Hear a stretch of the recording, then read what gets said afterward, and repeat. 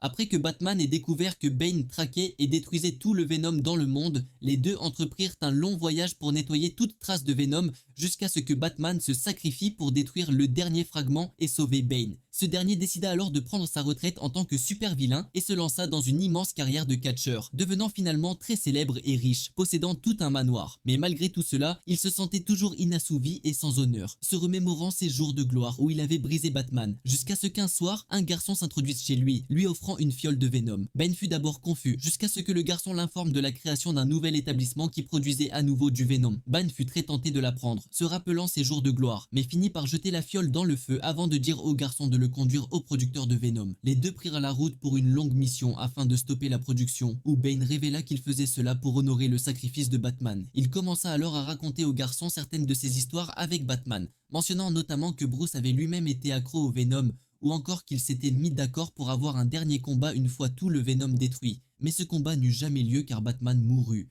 Cependant, il fut finalement capturé par les gardes, et Bane découvrit que le garçon n'était qu'un appât pour l'attirer devant leur maître.